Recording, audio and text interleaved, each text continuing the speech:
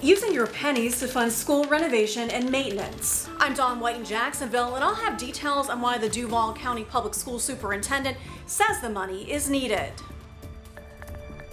And there was fear in the faces of the people around me. The captain of the Golden Ray cargo ship describing the moments of panic when the vessel overturned onto its side. Calls to report child abuse on the rise across the state of Florida. I'm Alex Osiris with new numbers tonight. This is First Coast News on your side.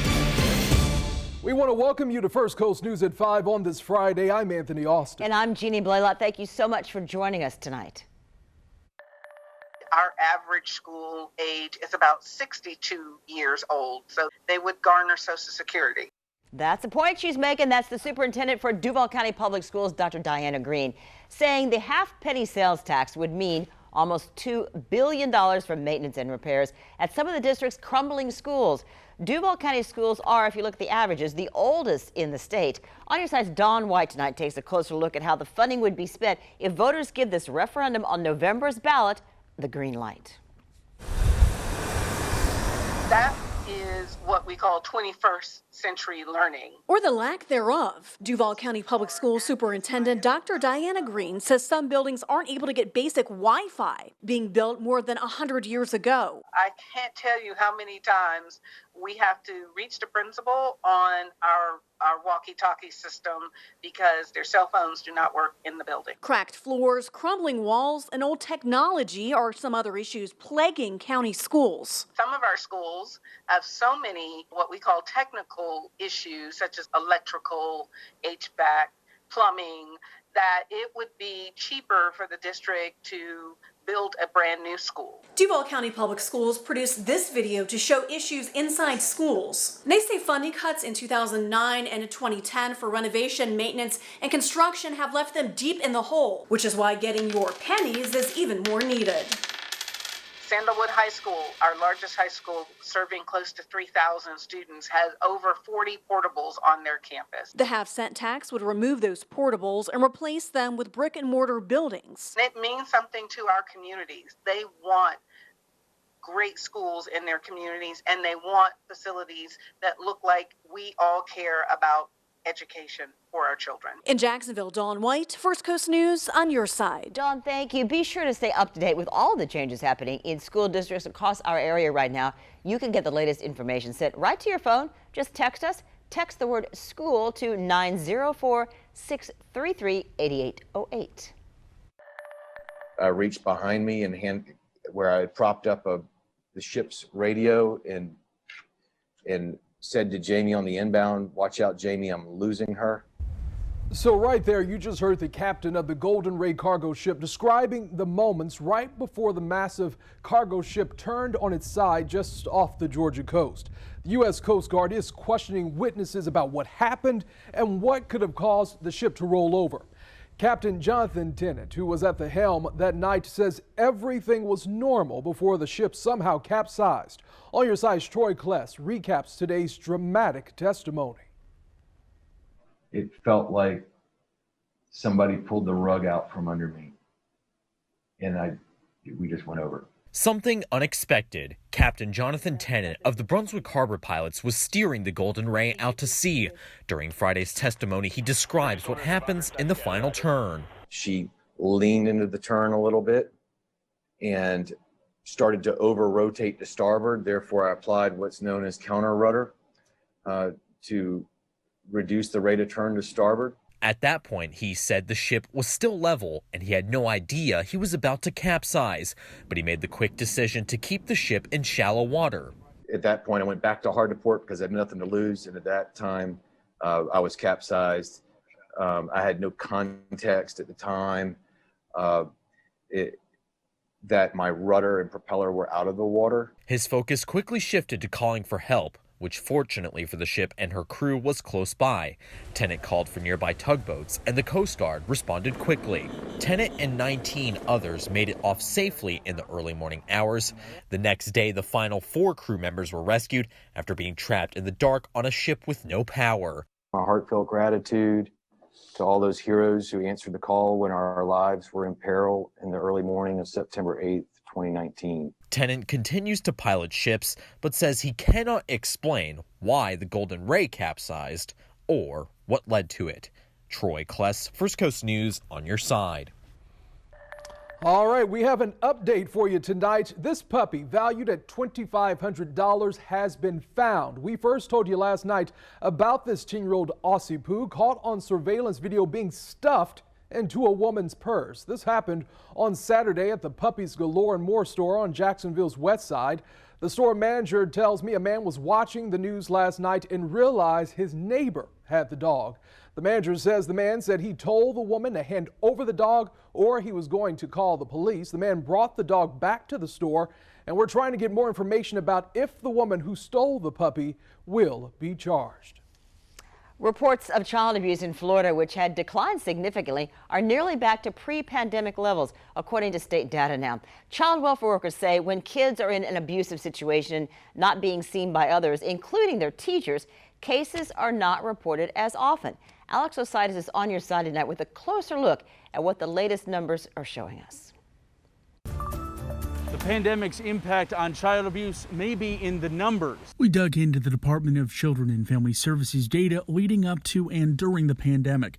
April of 2020, when schools had transitioned to at-home and travel restrictions became prevalent, there was a decline in reported cases and verified abuse. Those have started to rise. Looking at Northeast Florida, nearly 3,000 intakes in April and up almost 600 per month by the end of July. We turn to Colleen Rodriguez, the Executive Director of Jewish Family and Community Services, which also offers child welfare services. She says that the first step detecting abuse is to listen. So I wasn't able to eat this summer because I wasn't at school, or this incident happened, or that incident happened. So very often it's in the course of a conversation. Ahead at 6, how Rodriguez and her colleagues are trying to help and reach at-risk families. I'll have that coming up in our next hour. Reporting, Alex Osiris, First Coast News, on your side. It is so important that we listen to those children who may be abused and report and help them. Well, we want to go to Jeannie Blaylock now, who's putting that curve into context for us tonight when it comes to those coronavirus numbers. Putting the curve in context for you tonight, let's start with daily new cases. More than 3,200 cases added statewide now in Florida. Just about the same as the day before, and certainly a drop, though, from mid-July. Back then, we saw an average of about 9,000 cases a day. Also in Florida, the curve is showing a slight decrease over the past couple of days, and that's a good thing. Now, let's take a look at the daily reported COVID-19 deaths in Florida. 133 lives lost added to the list now, and that curve has been increasing over the past week, and we don't want to see that, but it is down since that overall peak. That was the highest peak in mid-August. Thank you, Jeannie. And you can get the latest coronavirus news on our website, firstcoastnews.com. Just click on the coronavirus section at the top of the page. All right, let's talk about the weather now on this Friday. Our team tracking yet another named storm, Tropical Storm Wilfred, forming a way out in the Atlantic. And now we're into the Greek alphabet for storm names for the second time ever. Locally, a nor'easter may cause some street flooding in places like St. Augustine this weekend, but I'm not the meteorologist, Tim Deegan is. So here's a look at your most accurate forecast. Thank you, Anthony, and you certainly put the headlines out there right on, and I appreciate that. I have to tell you, folks, just trying to keep up with the local forecast and then the tropical weather, it's tough. It takes a weather team, believe me. The weather team has helped me put this together. So first of all, let's talk about what happened today. Actually, what I probably should first say is, although there's a lot happening in the tropics, there is nothing of any concern for us, at least as far as tropical cyclones are concerned, for the next 5 to 7 days. All right, but here we go if you're keeping score. Wilfred has formed off the coast of Africa, and we're going to be talking about Wilfred for a long time, but even a week from now, Wilfred will be over the open Atlantic. Then Alpha, we ran through the list, right? Alpha has formed. That's just going to go north or make landfall just north of Lisbon and produce weather for northern Portugal and northwest Spain. Yes, folks, this is a hemispheric forecast. And then all the way across the pond in the Gulf of Mexico. And remember, although this depression formed first, the order of the names come once a system